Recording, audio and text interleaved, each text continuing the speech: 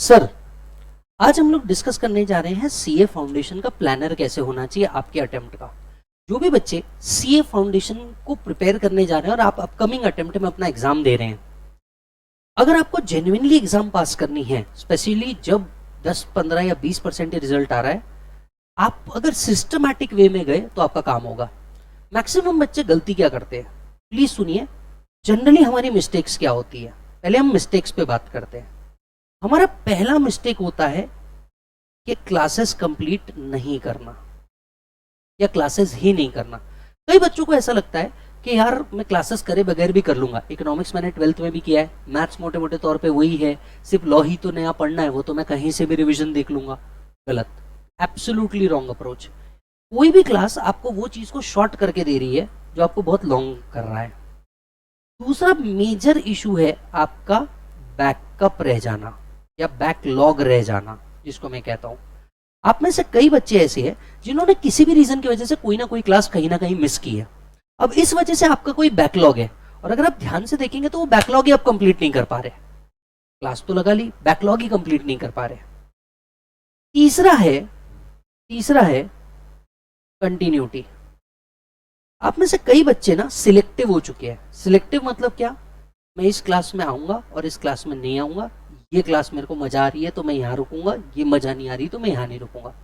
Problem पता है क्या है, आप जिस कोर्स में हो ना दोस्त, उस कोर्स के अंदर में आपकी चॉइस नहीं है। समझो बात को, आपके कितना भी मन हो या ना हो, सब्जेक्ट तो पढ़ना पड़ेगा कि नहीं। चौथा मोस्ट इंपॉर्टेंट, नो प्रैक्टिस। बच्चे क्या कर रहे हैं, वो ये सोच रहे हैं जैसे वो 11th 12th में पढ़ते थे, हमने क्लास लगा ली तो हमारा कंसेप्ट खत्म हो गया, हमको सेल्फ पढ़ने की जरूरत ही नहीं। तो वो घर जाने के बाद क्या कर रहे हैं, यार 6 घंटा 8 घंटे में क्लास करके आ गया, अब मैं सोऊंगा, 2 घंटे बाद मां कसम पढ़ूंगा। ये 2 घंटा कब 3 घंटा हो जाता सो के पता नहीं चलता। फिर उठते तो 1 घंटा पहले चाय वाय पी लेते हैं, फिर यार पढ़ने बैठ जाएंगे। जब पढ़ने बैठते तो मोबाइल बीच में आ जाता है, एटसेट्रा एटसेट्रा। आप में से कुछ लोगों का इशू है लव या नो लव। चलो मैं हर तरह के, देखो अलग अलग तरीकों पे बात कर लेते हैं। किसी का इशू ये है कि जिंदगी में कोई है, और किसी का इशू यही है कि जिंदगी में कोई नहीं है। मैं आपको एकदम ऑनेस्ट ओपिनियन दूं, देख मेरा लव मैरिज हुआ इसलिए मैं तेरे को बता रहा हूं, मेरा लव मैरिज हुआ इसलिए मैं तेरे को ये ओपिनियन बहुत अच्छे से दे सकता हूं। प्यार करना चाहिए क्या, लॉयल आदमी के साथ, हाँ, है ना। मेरा ब्रेकअप भी हुआ इसलिए मेरे को पता है लॉयल आदमी के साथ करना चाहिए, but right now is it the right age, the answer is no. मैंने भी किया है, अच्छा मैंने तो लव मैरिज भी किया, झगड़े भी किया, लेकर भी आया। समझना मेरी बात को, मेरा लव सक्सेसफुल आया, पहला वाला अनसक्सेसफुल था, वो किसी और दिन डिस्कस करेंगे। सुनना, वह सक्सेसफुल वाला भी है। बट मेरी एक बात समझिए, this is not the right time कि आप ये कर दे। हो सकता है इंटर में बेटर ऑप्शन मिले, फाइनल में और बेटर ऑप्शन मिले। आप जितनों पे ये करने का सोच रहे हो ना, वो बहुत स्मॉल वर्ल्ड है, समझ। अब जैसे मैं बाकी सब छोड़ो, एकत्वम के फाउंडेशन के 7 अलग अलग क्लासेस, जिसमें से तुम एक में बैठे हो, तो बचे हुए 6 तो तुमने मिस ही कर दिया ना। तुमको लग रहा है यही बेस्ट ऑप्शन है, नहीं, मैं बोल रहा हूं नहीं। देख भाई, तेरे लाइफ में ना ऐसा नहीं है यही आखिरी व्यक्ति है जो आएगा। सुन, बहुत सारे व्यक्ति आएंगे, सही टाइम पे आएंगे। Is it the right time, no. अब आपने गलतियां जो करी वो तो आपको समझ में आ गया, और हो सकता है आपने पढ़ने का ट्राई भी किया हो, पर कभी कोई बैठा ही ना हो कि आपको सारी चीजें बता दे कि किस तरीके से करना है। Let me help you. आज आपने जाके सबसे पहले एक एक्सेल बनाना है। क्या बनाओगे बेटा, एक एक्सेल। इस एक्सेल में आपके 3 पार्ट होने चाहिए। पहला होना चाहिए मेन एक्सेल। ध्यान से सुनना, एक्सेल आपको थोड़ा बहुत तो आता होगा। एक्सेल में यहाँ पे एक शीट 1 करके आती है, बराबर है, शीट 1। अब यहां आपको करना क्या है, ये बाद का पार्ट है। इसके बाद में आता है शीट 2, बराबर है कि नहीं। ये आता है शीट 2। इस पर राइट क्लिक करना और इसको रीनेम करना, और इसको रीनेम करके नाम लिख देना अकाउंट्स। शीट 2 को आप नाम क्या लिख दोगे, अकाउंट्स। ये आ गई, आपने ओपन किया शीट 2, और शीट 2 में आपका नाम लिखा है अकाउंट्स। अब यहां आपको क्या करना है, यहाँ आपको कॉलम्स बनाने हैं। कॉलम्स कौन कौन से बनाने हैं, प्लीज ध्यान से सुनना। पहला कॉलम आपको बनाना है सीरियल नंबर। दूसरा कॉलम आपको बनाना है टॉपिक्स, बराबर है। तीसरा है डन इन क्लास। तीसरा क्या है, डन इन क्लास, चौथा है डन बाय मी, पांचवा है इंपॉर्टेंट क्वेश्चन। ठीक है, ये 5 चीजें आपको बनानी है। अब जैसे अकाउंट्स के अंदर में, या मैं फॉर दैट मैटर, एक शीट अकाउंट्स का बनेगा, एक शीट मैथ्स का बनेगा, एक शीट इको का बनेगा, और एक शीट किसका बनेगा, लॉ। चलो अगर हम इको की बात कर ले, तो अब शीट को बनाना कैसे है, सीरियल नंबर 1। ठीक है, अब इसको यूनिट वाइज अलग करो, unit 1, unit 2। Unit 1 basic of economics, everybody, और यूनिट 2 क्या है आपका, टाइप ऑफ इकोनॉमिक स्ट्रक्चर, याद है, capitalist socialist mixed, type of economic structure. अब आपने सबसे पहले ये लिख देना, इसके आगे आप एक और बना सकते हो, category A, category B, category C. हर टीचर खुद आपको बता देता है ये चैप्टर इंपॉर्टेंट है या नहीं है, तो अकॉर्डिंगली आप ए, बी या सी वहीं लिख दो, ताकि आपको उसका इंपॉर्टेंस समझ में आ जाए। अब क्या हमने हमारे क्लास में इसको ए कैटेगरी में रखा है या सी कैटेगरी में रखा है, see. Is it done in the class? तो यहां पे सिर्फ आपने कलर कर देना है, तो राइट टिक मार देना। अब डन बाय मी का ऑप्शन आपने तब करना जब आपने इसको पूरा पढ़ लिया, इसके सारे एमसीक्यू सॉल्व कर दिए, तब आपको ये करना है। वैसे ही एक लाइन छोड़ के चैप्टर 2, यूनिट 1, यूनिट 2, यूनिट 3, सबसे पहले आज जाकर के एक एक्सेल बनाना है, और इस एक्सेल के अंदर में आपको पूरे यूनिट्स लिख देने हैं। सर मुझे कैसे पता चलेगा कौन से चैप्टर के कौन से यूनिट है? जस्ट इन केस तुम्हें नहीं पता चला तो तुम चुपचाप कहाँ जाओ, ICAI के वेबसाइट पे जाओ। ICAI के वेबसाइट से जाकर के आपने न्यू एजुकेशन ट्रेनिंग में जाके, स्टडी मैट में जाके, फाउंडेशन में जाके अकॉर्डिंगली सब्जेक्ट वाइज सिलेक्ट कर लेना। आपको यहाँ पे पूरे यूनिट वाइज सारी चीजें मिल जाएंगी। इसको शॉर्टकट में नाम दे दो। सबसे पहले ये देखो समुद्र कितना बड़ा है, how big is the ocean. ये जो आप एक एक एक्सेल शीट बना रहे हो, ये आपका बन रहा है ओशन कितना बड़ा है। इससे आपको पहली बार समझ में आएगा कितने चैप्टर पढ़ने हैं। नहीं तो सिर्फ क्लास हो रही है, आप आ रहे हो, काम खत्म हो जा रहा है, इससे आप कभी पास नहीं हो सकते। पहले ये देखो, इसमें से हो सकता है कुछ टॉपिक आपने ऑलरेडी पढ़ लिए हो, जैसे मैंने इको के अंदर में पढ़ा दिया, आप घर पे गए पढ़ लिए, या आपको कॉन्फिडेंस आ गया कि मास्टर ने 10 बार क्लास में रिवाइज करा दिया, आपने खुद से पढ़ लिया और इसके एमसीक्यू भी खुद से सॉल्व कर दिए। जैसे मैंने आज आपको होमवर्क दिया, चैप्टर 1 के पूरे एमसीक्यू करना है। द मोमेंट आपने ये कर लिया, उसके बाद ही यहाँ टिक करना डन बाय मी। अब इसमें से कुछ क्वेश्चन ऐसे होंगे जो आपको पर्सनली हार्ड लगे, या टीचर ने बोला बेटा ये इंपॉर्टेंट है करके ही जाना, वो यहाँ पे मेंशन कर देना। अब ये क्या हेल्प करेगा आपकी? सबसे पहले आपकी हेल्प करेगा कितना हुआ है और कितना बाकी है ये चेक करने में। ये हुआ ये एनालिसिस। एक एनालिसिस क्या हुआ भैया, 48 क्वेश्चन है मान के चलो यूनिट 1 के अंदर में, यूनिट 2 के अंदर में। इसमें से 15-10 क्वेश्चन ऐसे होंगे, पहला जो खुद को नहीं समझ आए, और दूसरा जो टीचर ने भी बोल दिया इंपॉर्टेंट मार्क करना है, वो यहां लिख दो। इमेजिन करो एग्जाम के एक दिन पहले जब तुम्हारे पास टाइम कम है, इजी क्वेश्चन तुम ऑटोमेटिकली कर लोगे, इंपॉर्टेंट क्वेश्चन जो तुमको उस दिन करके ही जाने हैं वो तुमने आज ही एनालिसिस के साथ बना दिया। जब तक कि ये स्मार्ट एनालिसिस नहीं बनाओगे, तुम अगर सोच रहे हो कि 12th जैसे तुमने क्लियर किया तुम CA फाउंडेशन भी क्लियर कर दोगे, नहीं होता। ऐसा आज हर सब्जेक्ट के लिए बनाना है। द मोमेंट आपने ये करना चालू किया, इसके बाद आपको क्या करना है, शीट 1, शीट 2, शीट 3, शीट 4 चालू प्रिपेयर हो गई। अब शीट 1 में आना है। अब कहाँ आना है, शीट 1। अब शीट 1 में यहाँ पे आपको आपके डेली टारगेट्स रखने हैं। यहाँ पे आपको क्या रखने हैं, डेली टारगेट्स। हर वीक का 7 डेज का आपको बनाना है। MW या Monday, Tuesday, Wednesday, Thursday, Friday, Saturday, Sunday, आपको ये बनाना है सबसे पहले। और सिर्फ 7-7 दिन के शेड्यूल बनाओ।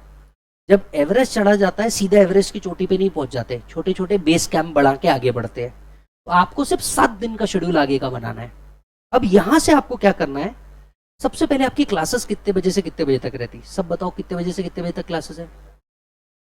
9 से 5:30। लगभग पूरे इंडिया में यही क्लास का शेड्यूल होगा, आधी 1 घंटा ऊपर नीचे, ठीक है। अब आपके पास मॉर्निंग का टाइम बचा है और आपके पास इवनिंग का टाइम बचा है, बराबर है कि नहीं है? मैं सुबह 8 से 6 सीधा गायब कर रहा हूं, 8 से 6 सीधा गायब कर देता मैं, 6, 6:30 भी हो सकता है, कुछ लोग ट्रैवल करते हैं नहीं करते, उसके ऊपर डिपेंड करते हैं। मॉर्निंग का टाइम अवेलेबल है। चलो एक बार उल्टा समझते हैं। मैं आपको बता रहा हूं कि ये आज जल्दी उठना क्यों जरूरी है आपके लिए ऑन अ डेली बेसिस। यहां से कितने दिन बचे एग्जाम को? लगभग लगभग ओनली 70 डेज, हाँ या ना, प्लस माइनस 3-4। अकाउंट्स में कितने चैप्टर है बेटा, कितने यूनिट्स है, चलो जा करके देखते हैं जरा। इको के अंदर में 5 चैप्टर, नंबर ऑफ यूनिट्स गिन लो सिर्फ कितने, 1 2 3 4 5 6 7 8 9 10 11 12 13 14 15 16 17 18 19 20 21 22 23 24 25 26। सिर्फ इको इको में कितने हैं बेटा, इको में ही 26 है। इसके अंदर कंटेंट कितना है वो अलग बात हो गई है ना। सर क्या आप हमारे को, हाँ डरा ही रहो, सुनो, इको हो गया, चलो इको से बाहर निकलते बिजनेस लॉ में जाते हैं। ला ला ला ला ला, 1 और 9 10, 10 और 4 14, 15 16 17 18 19 20। बेटा कंपनीज एक्ट एक चैप्टर पकड़ रहा हूं मैं, अंदर कंपनीज एक्ट कितना बड़ा है ये तुम्हारे को भी पता है, फिर भी मैं समझता हूं 20 चैप्टर तुम्हारे लॉ के हैं। चलो मैथ्स में भी चल लेते हैं, ये एनालिसिस आज कर लो। हो सकता है ये जो वीडियो देख रहे हो या आप लोग देख रहे हो, आप बोलोगे अरे यार ये क्या बात करे, बोर क्यों कर रहे हैं। सुन पूरा बात शांति से, अगर तूने इन्वेस्ट किया ही है टाइम को तो। 8 12 13 14 15 16 17 18 19 20। ना ना ना ना, ठीक समझा रहा हूं, पढ़ना क्यों है, सुनते जा, शांति रख। 7 और 6 13, 14 15 16 17 18 19 20 21 22 23 24 25 26 27 28 29 30 31 32 33।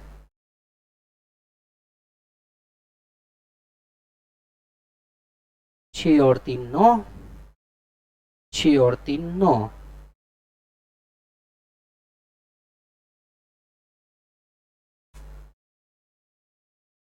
ये तो वो है जो आपको सिलेबस में पढ़ना है। इसके बाद आपका आरटीपी, इसके बाद आपका एमटीपी, इसके बाद आपका मॉडल टेस्ट पेपर, इसके बाद आपका मॉक टेस्ट पेपर।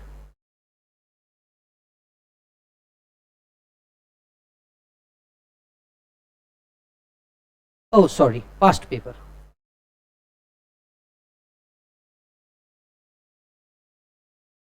इधर की टेस्ट सीरीज।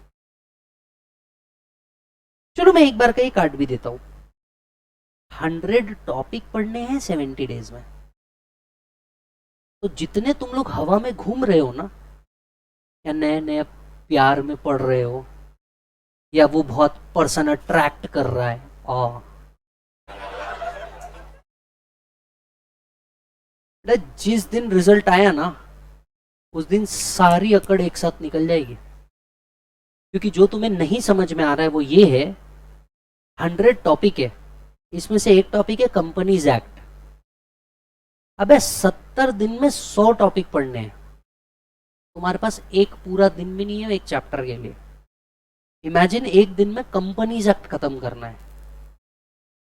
समझ आ रहा है क्या तुमको इसका इंपॉर्टेंस? एक दिन में कंपनीज एक्ट, मास्टर को पढ़ाने के लिए 1.5 महीना जा रहा, पर तुम्हारे पास उसको खत्म करने के लिए पूरा टाइम भी नहीं है। अब तुम्हें समझ आ रहा है क्या सिचुएशन का इंपॉर्टेंस क्या है? क्योंकि प्रॉब्लम पता है क्या है, तुमने बस ये सोच लिया कि मैंने 12th पास कर लिया, कोई क्लासेस लगा दूं। कोई भी क्लास के पास जादू की छड़ी नहीं है, हैरी पॉटर वाली, विंगार्लियम लेवियोसा, चलो पास। तुमने अगर कैलकुलेशन नहीं किया, if you are fail to plan, you plan to fail, सीधी बात है। और प्रॉब्लम क्या है, पहली बार जब अटेम्प्ट लगा था, मैंने खुद ने भी यही किया था। पहली बार जब अटेम्प्ट लगा तब मेरे को समझ में आया कि भैया जितना मैं सोच रहा हूं ना उतने से काम नहीं होने वाला।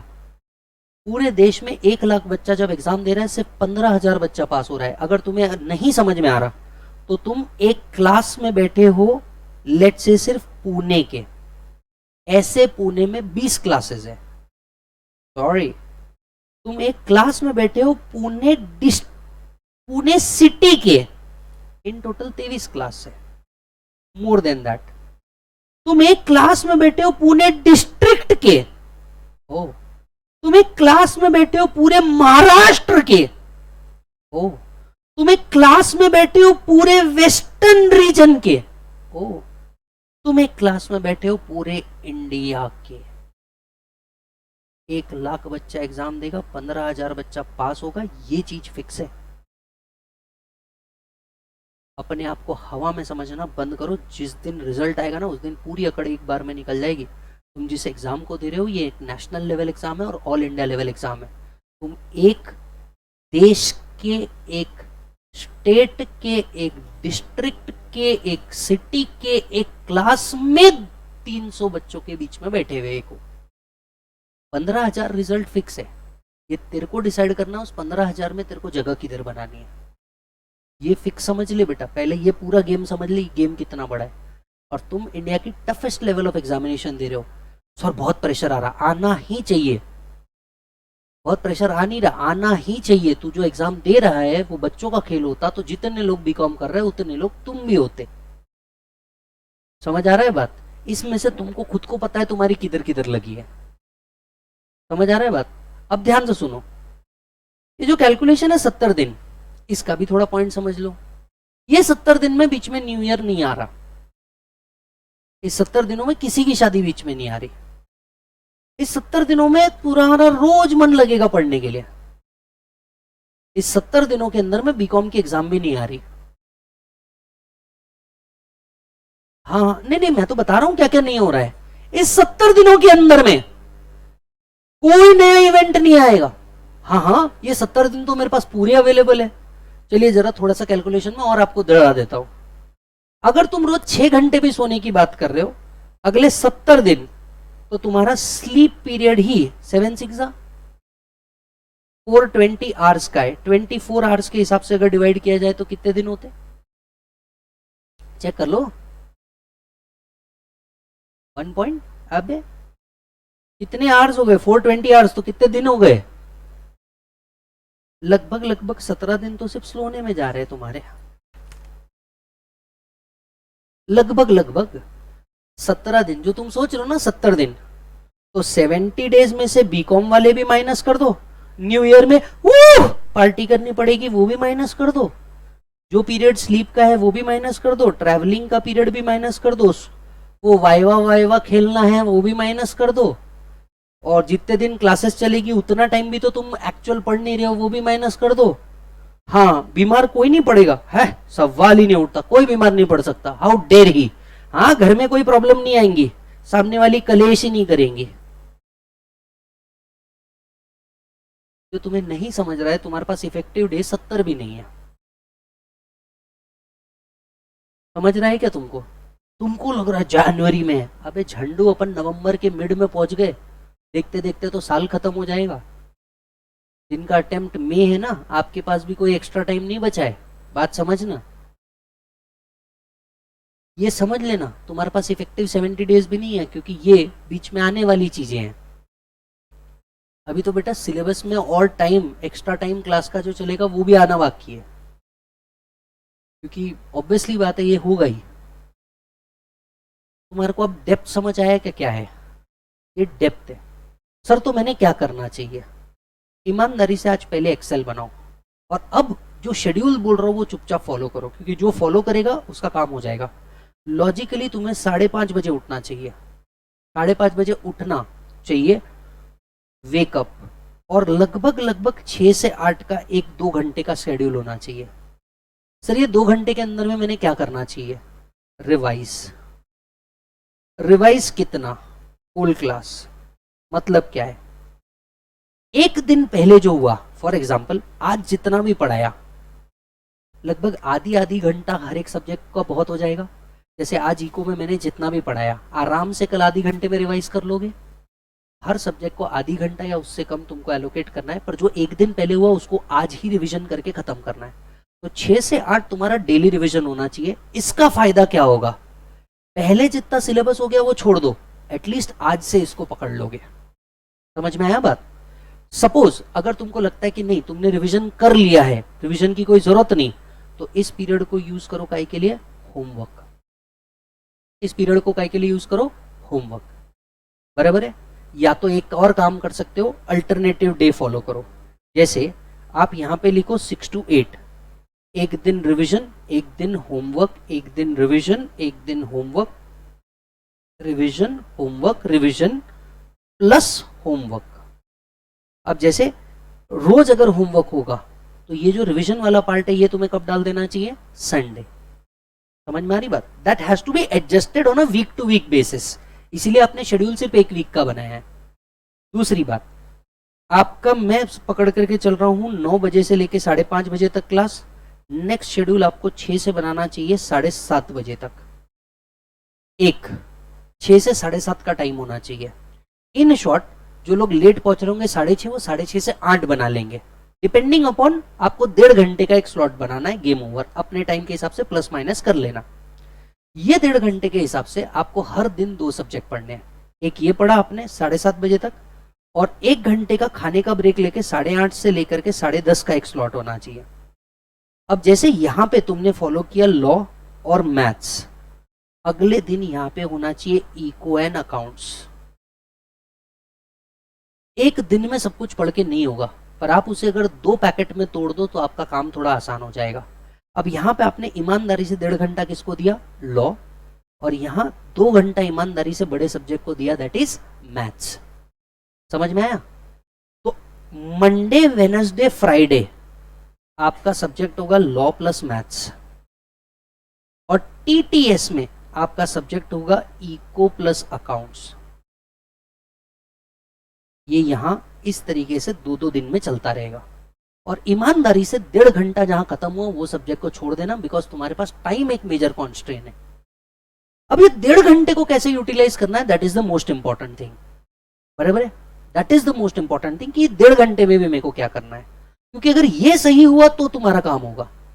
जैसे अब तुम्हारे को लॉ पढ़ना है, जैसे अगर तुम्हारे को पता चल गया कि भैया मंडे के दिन मेरे को लॉ पढ़ना है, what ever the day you decide, पर मेरे हिसाब से हर एक दिन तुमने अगर सोचा कि ये मंडे से फॉलो करूंगा, तो हर एक दिन तुमको कितना भारी पड़ेगा वो तुम अब समझ चुके हो, क्योंकि 70 दिन है और 100 टॉपिक है। उस 100 टॉपिक के अंदर के सब टॉपिक की बात नहीं चल रही है।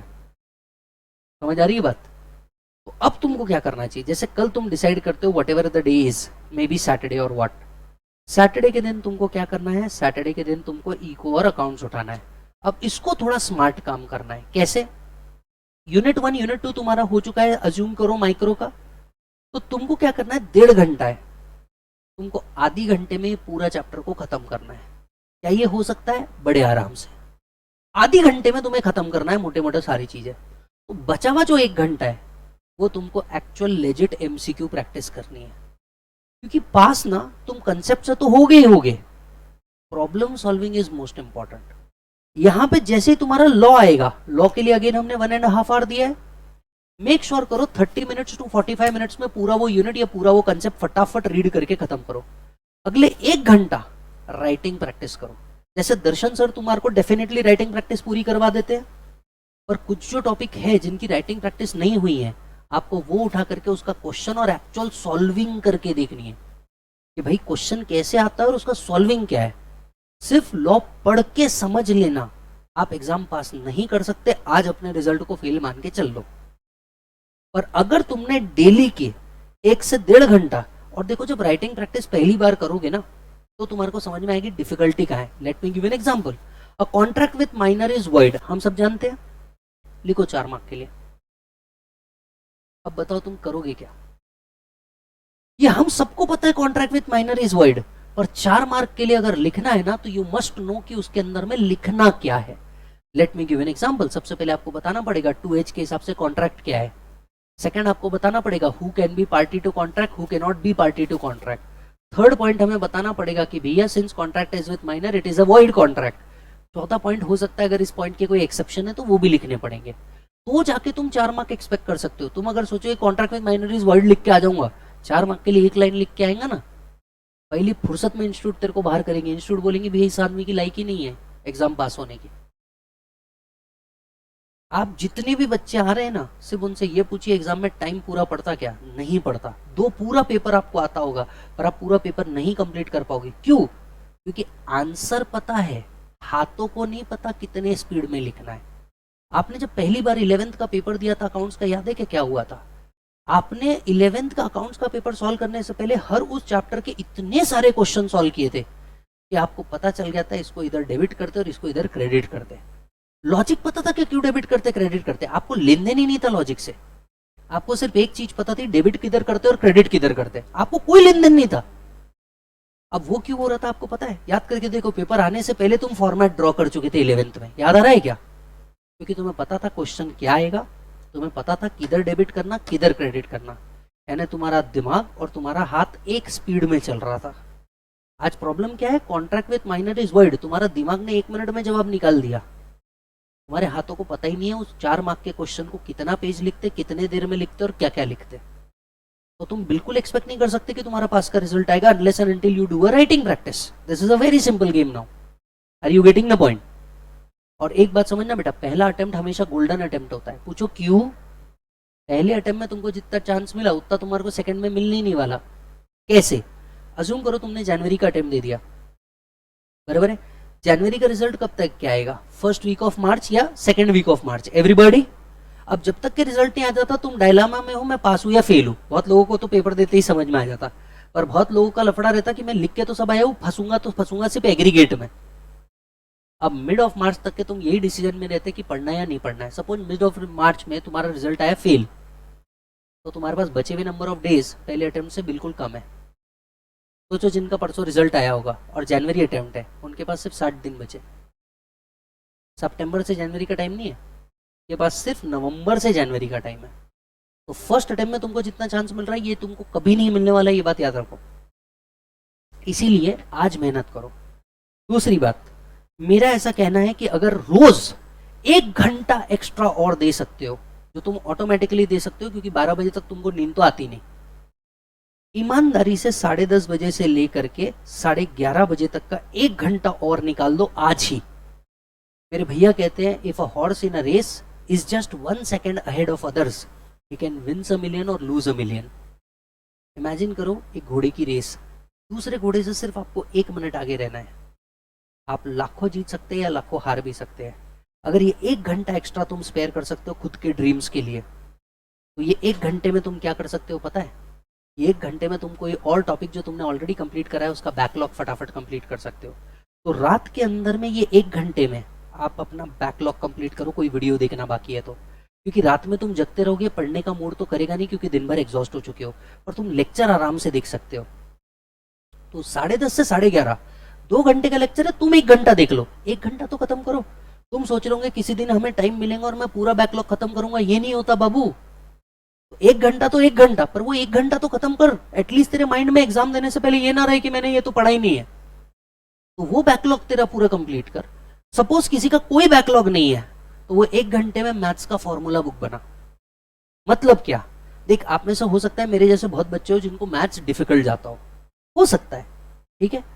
मैथ्स का फॉर्मूला बुक बना। For example time value of money, time value of money का एक फॉर्मूला होगा X Y Z upon Z, whatever, मेरे को नहीं पता, मैं मैथ्स में बहुत बेकार हूं, सुनना। X Y Z upon X, ये एक फॉर्मूला लिखा आपने।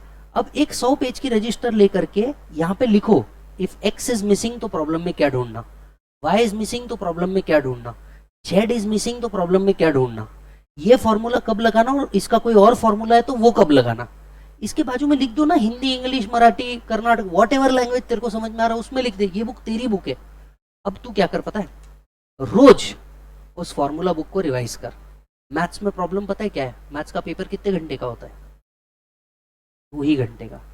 उस टाइम पे फॉर्मूला भी याद आना, सॉल्व भी कर देना, सॉल्व भी करेक्ट कर देना और एमसीक्यू सही भी सिलेक्ट कर देना। इसके लिए टाइम बहुत कम है। इसलिए अगर तुम फॉर्मूले को रोज देखने लग गए, सिर्फ 15 मिनट का काम है, उस बस फॉर्मूला बुक को पलटाना और देखना। एग्जाम में ना तुमको दृश्यम होगा। 2 अक्टूबर सत्संग के लिए गए थे, पाव भाजी खाए थे, फिर वापस आए थे। एक ही चीज इतने बार रिपीट हो जाएगी, तुम्हारे आंखों के सामने फॉर्मूला बुक घूमेगा। ये फॉर्मूला था, ये मिसिंग है तो ये ढूंढना, ये मिसिंग है तो ये ढूंढना। इस तरीके से आप अपने अटेम्प्ट को बचा सकते हैं। अब आती है एक और बात, डेली बेसिस पे इसको ट्रैक करना बहुत मुश्किल है कि भैया आप ये कर रहे हो या नहीं। मैं आपको बताता हूं एक और चीज। जिन्होंने एकत्वम की क्लासेस लगाए हैं और बाकी चीजें हैं, आप एक बात देखेंगे, लगभग जैसे मैं आपको दिखाता हूं, रुको, लगभग मोर देन 300 स्टूडेंट्स के साथ में क्या कर रहा हूं आपको वो दिखाता हूं।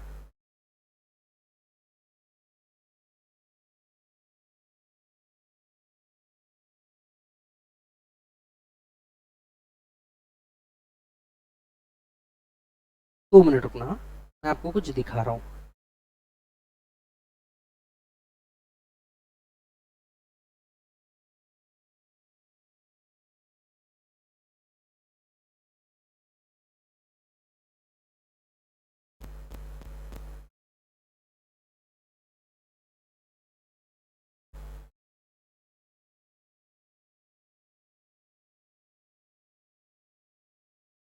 सर कुछ बच्चा है, उसका नंबर छोड़ दीजिए, जो भी है, कुछ बच्चे ये डेली बेसिस पे क्या कर रहे हैं आप ये देखिए। हर बच्चे को मैंने कहा है आपको एक मैनिफेस्टेशन करना है। क्या करना है बोलो? मैनिफेस्टेशन। ये मैनिफेस्टेशन क्या है? आपको डिसाइड करना है आज कि मैं फाउंडेशन में कितने मार्क्स लेके आऊंगा। आपको बस एक चीज डिसाइड करनी है, एक मैनिफेस्टेशन करना है कितने मार्क्स लेके आऊंगा। और डेली पढ़ाई करने के बाद आपको मुझे चुपचाप रात का 1 बजे, 12 बजे, 3 बजे, जो कुछ भी है, आप मेरे को व्हाट्सएप करोगे टारगेट अचीव्ड। और जिस दिन आपने नहीं पढ़ा आप मेरे को मैसेज करोगे फेल, लिख के भेजो फेल। 3 दिन अगर चुपचाप फेल लिख के भेज दिए ना, तुम्हारी खुद के पटके हाथ में आ जाएंगे कि जीवन के अंदर में कर क्या रहा हूं मैं। क्योंकि ये बच्चे, और मैं ऐसा आपको 300 से 400 बच्चे, और मैं आपको कोई रिप्लाई नहीं करूंगा इमीडिएटली। आप देखिए ये बच्चा कब से कर रहा है, 7 सितंबर, 8 सितंबर, 11 सितंबर, 17 सितंबर। डेली बेसिस पे वो सिर्फ एक काम कर रहा है, मेरे को मैसेज कर रहा है कि भैया target achieve, target achieve, target achieve, target achieve, target achieve. और मेरा कोई रिप्लाई नहीं है इस पर। क्योंकि ये जितने बच्चे हैं और तुम लोग भी, ऑन अ डेली बेसिस में रिप्लाई नहीं करूंगा। जहां ये रुका वहां चुपचाप रिप्लाई आ जाएगा। अब आप देखो, ये भी फाउंडेशन का बच्चा है, तुम भी फाउंडेशन के बच्चे हो, तुम पढ़ ही नहीं रहे और एक रोज टारगेट अचीव कर रहा। क्या लगता तुमको कौन पास होने वाला है? समझ में आ रहा?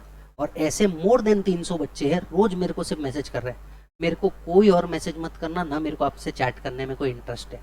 पर मेरे को एक चीज में जेन्युइनली इंटरेस्ट है, वो है कि तुम चुपचाप पास हो, और पास होने के बाद आ करके जेन्युइनली, ये जो क्लास में आके पेड़े दे रहे ना, ये कोई भीड़ जो है इसको पैसे दे के बुलाया हुआ नहीं है।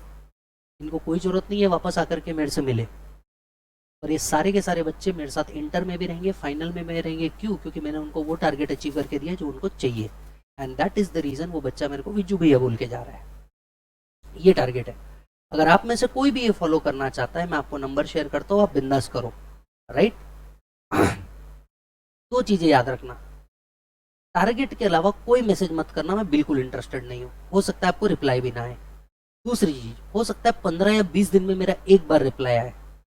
पर आपको डेली बेसिस पे मेरे को मैसेज करना है। आपके घर में कोई कम्युनिकेशन करने के लिए हो ना हो, आप ये मान के चलना है, ये आपकी रिस्पॉन्सिबिलिटी कि आपको मेरे को रिपोर्ट करना ही करना है। ऑन अ डेली बेसिस आपको मेरे को रिपोर्ट करना है, मेरा टारगेट हुआ, मेरा टारगेट नहीं हुआ, या मैंने कितना पढ़ा उसका स्क्रीनशॉट निकाल के भेज देने का, आज मैंने इतना पढ़ा। तो पहला काम आज आपको एक्सेल मेंटेन करना है। दूसरा काम आपको मेरे साथ ये मेंटेन करना है। लेकिन 2 इंपॉर्टेंट बात याद रखें, आपने अगर नहीं पढ़ा, जेन्युइनली चुपचाप लिख करके भेजने का फेल, इसको आपने मिस नहीं करने का। और तीसरा, एग्जाम के दिन और जब तक पास नहीं होते तब तक कंटिन्यू करना है, तो ये काम चालू करना। बीच में आपने बंद किया, मैं आपको मेरे तरफ से ब्लॉक कर दूंगा, क्योंकि मेरे पास टाइम नहीं है जेन्युइनली। पर ये वो बच्चे हैं जो जेन्युइन मेहनत करना चाहते हैं, पास होना चाहते हैं, और मैं आपको क्लियरली दिखा देता हूं। Sir genuinely there are more than 200 student currently जिन्होंने मेरे को मैसेज किया। और आप टाइम देख सकते हैं किस टाइम पे वो बच्चा मैसेज कर रहा है। रात में 12:30 बजे, रात में 1 बजे, रात में 12:30 बजे। तुम अगर अपने ड्रीम्स के लिए इतना भी नहीं जग सकते ना, तो तुम्हारा यहाँ कोई काम नहीं है। तुम बोलोगे मुझे तो 10 बजे नींद आ जाती है और मैं तो सुबह 8 से पहले उठ ही नहीं सकता। तुम्हारे लायक जगह नहीं है। कल छोड़ते आज छोड़ दो, क्योंकि तुमसे ना हो पाएगा। जगना पड़ता है, और अगले 70 दिन में एग्जाम है और तुम अब भी नहीं जगना चाहते, तो तुम्हारे लायक जगह ही नहीं है बेटा, तुम्हारे लायक जगह ही नहीं है। क्यों अपने आप को फेल रिजल्ट दिखा करके ये करना चाहते हो? मैं तुम्हारे को जो बच्चे ऑल इंडिया रैंक में आए ना, मैं उनका दिखाता हूँ। कल यहाँ एक बच्चा बैठता था तुम्हारे बैच से पहले, जो कल नहीं आया था 98 इकोनॉमिक्स। इकोनॉमिक्स का हाईएस्ट मार्क आया 98, 100 में से 98 अपने क्लास में से, है ना। 98 लाने का मतलब समझ रहे हो क्या? वो बंदे ने सिर्फ एक क्वेश्चन गलत किया है, एक जो गलत किया वो प्लस 0.25 गया होगा उसका नेगेटिव मार्किंग। 100 में से 98 लेकर के आना मतलब अगर किसी सब्जेक्ट में उसको 40 भी आए होंगे ना तो इको ने उसका पूरा ग्रुप ही पास करवा दिया। वो बच्चा अभी हमारे पास इंटर में आने वाला है। ऑब्वियस ही बात है, क्योंकि टीचर ने मेहनत करी, टीचर ने साथ में बच्चे से मेहनत करवाई कि तेरे को करना है। आज मैं चाहता हूं जो भी बच्चा यहाँ पे, मैं किसी को कंपल्शन नहीं करूंगा, पर जो बच्चा खुद को पास होते देखना चाहता है ना, चुपचाप जाके एक्सेल बनाना। एक्सेल बनाने के बाद मेरे को कल चाहिए उन बच्चों को मैं हर 10 दिन में क्लास के अंदर ही, फेस टू फेस के अंदर में और बाद में वर्चुअल में आपको ये बताऊंगा इसके आगे आपको क्या पढ़ना चाहिए, कैसे पढ़ना चाहिए, कैसे नहीं पढ़ना चाहिए। ए कैटेगरी बनाओ, बी कैटेगरी बनाओ, सी कैटेगरी बनाओ। पहले ए वाली कैटेगरी पूरी खत्म होनी चाहिए, क्योंकि तुम्हारे पास 70 दिन है। अगले 30 दिन में तुम्हारा टारगेट है कि ए कैटेगरी पूरा खत्म करना है, वो भी जो हो चुके हैं चैप्टर वो वाले। समझ में आ रहा है? बी और सी कैटेगरी जो तुम्हारे हो चुके हैं पहले वो निपटाना पड़ेगा। जब आप इसको डेली बेसिस पे ट्रैक करके तोड़ोगे ना बेटा, तो तुम्हारा काम होने वाला, नहीं तो तुम्हारा काम नहीं होने वाला। 7 दिन के इस तरह से एक्सेल शीट बनाओ। संडे के दिन बंद पड़ो। अब संडे है, घूम के आ जाते, न्यू ईयर है, घूम के आ जाते। एक दिन भी मिस किया ना तुमने, तो तुम ये सोचो कि आज जो एक दिन में तुमको 1.5 टॉपिक खत्म करने का टारगेट है, वो 2 इन शॉर्ट रन नहीं बनाए तो रन रेट बढ़ जाता। एक भी दिन मिस किया, 1 घंटा भी मिस किया तो तुम्हारा रन रेट बढ़ जाएगा। आप में से कई लोग खुद जानते हैं उनकी घर की सिचुएशन क्या है। आप में से खुद जानते हैं अपन इंग्लिश में कितने अच्छे हैं, और खुद जानते हैं अपन ने कितने सब्जेक्ट पढ़े कितने नहीं। आप में से तो कई लोगों ने कई सब्जेक्ट को, कई लेक्चर अटेंड नहीं किए। अभी भी समय है, फेल होने से बेटर है। क्योंकि देखो, आप में से कई लोगों ने ना आज तक के फेल का रिजल्ट कभी देखा नहीं है। एक फेल का रिजल्ट ना ऊपर से नीचे तक के तोड़ के रख देगा लाइफ। और जो आज तुम पे भरोसा कर रहे हैं ना, वो तुम्हारे पे हंसेंगे। ये सब बहुत अच्छा लगता है, क्लास में बैठना, फालतू का कमेंट कर लेना, मजा कर लेना। जिस दिन दूसरा पास हो गया और तुम पास नहीं हुए ना, तुम्हारी लाइक ही निकलेगी ऊपर से नीचे तक की। तुम्हारा रिजल्ट तुम्हारी एफर्ट से बाहर आएगा, किसी और चीज से नहीं। कोई भी क्लास लगा लो, जब तक खुद से पढ़ के आंसर जमता नहीं, पास होते नहीं। सिंपल क्राइटेरिया है, एकदम अनफिल्टर्ड ओपिनियन। समझ आ रहा है क्या बच्चों तुम्हारे को? तो एक्सेल बनाना है। एक्सेल बनाने के बाद आपको ये भेजना है। Are you getting the point? जितने मेरे को भेजना चाहते हैं, क्योंकि मैं ये वीडियो यूट्यूब पे भी डालने वाला हूँ, मैं वहाँ पे मेरा नंबर डिस्क्लोज नहीं कर रहा। अगर आप ये यूट्यूब पे देख रहे हैं तो आप सिर्फ नीचे लिखिएगा, मैं आपको बताऊंगा आपको कहाँ भेजना है। बाकी इस तरीके से आपको पढ़ना है।